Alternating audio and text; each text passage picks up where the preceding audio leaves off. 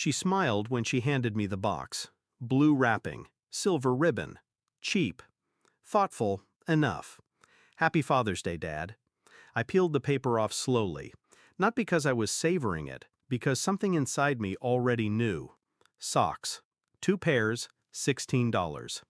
Across the room, her husband's father was laughing, big, theatrical, loud enough for the whole backyard to orbit around him. He held his gift high, a Rolex, new, custom engraved. "Thank you, sweetheart," he roared, kissing her on the forehead. My daughter blushed. And that's when I felt it, something shifting under my ribs. Not anger, not yet, just a quiet tilt, like the first creak of a foundation before the whole house falls in. I told myself it didn't matter, that she was an adult, married, successful, that maybe I hadn't been the best father in the world. I fed her, clothed her, bled her future, worked 2 jobs when her mother left, missed dates, birthdays, paychecks, never her recitals.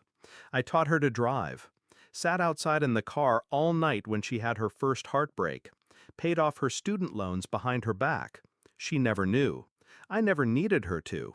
But that watch, $12,500, custom engraving, to the man who showed me what a father truly is.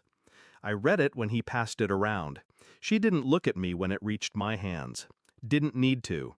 She knew I'd see it, that I'd swallow it, that I'd smile. I did. Then I excused myself and walked inside, socks in hand, and started remembering things I'd buried too deep. It began with small steps, polite questions, passive curiosity. "Hey, which year did you meet Harold again? Wasn't he your college professor?" Little things, innocent, but her answers didn't match. Dates changed, timelines blurred. One lie tripped over another. So I dug deeper, quietly, strategically. I checked her birth certificate, not her name, the witnesses, a nurse, a doctor, and a man whose signature I didn't recognize. Not mine, Harold's. I found old photos in the attic. One of them stood out. My wife, pregnant, with Harold's hand resting just a bit too comfortably on her stomach. They weren't smiling at the camera. They were smiling at each other. I went back further. Letters, receipts, phone records. A pattern formed, one I had never seen because I never looked. She was never mine, not by blood, not by choice, only by obligation.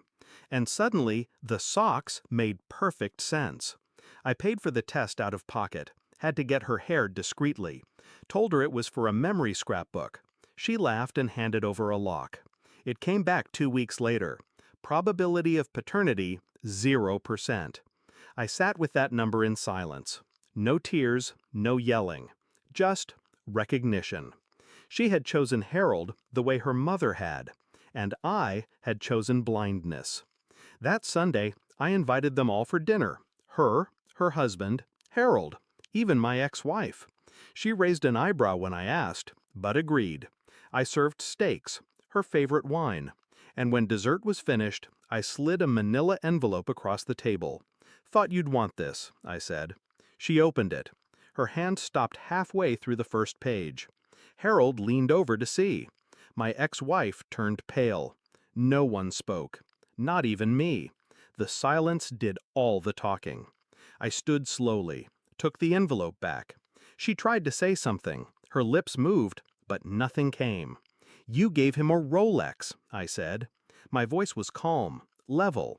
"But I gave you everything I had, and still kept giving." She looked at me like a child caught shoplifting. But I wasn't the parent anymore. I wasn't anything anymore. "Your mother lied," I continued. "He knew. You didn't. That's fair. But now you do." I pulled a small box from my pocket. Same blue wrap, same silver ribbon. "Here's your real Father's Day gift," I said to Harold. He hesitated, took it.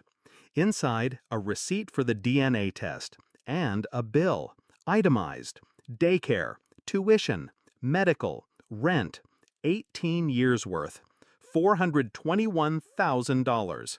I accept check or wire. And then I walked out. Didn't slam the door, didn't look back, didn't need to. She called the next day, 3 times. I didn't answer. Left a message. Please, can we talk? No. I had nothing left to say. I wasn't angry. I wasn't hurt. I was done. She gave the man who lied a Rolex. She gave the man who raised her socks. And now she has a mirror. Let her sit with it. Let her see what I did. Sometimes blood doesn't make you a father, and silence doesn't make you weak. $16 was change. What she lost was priceless.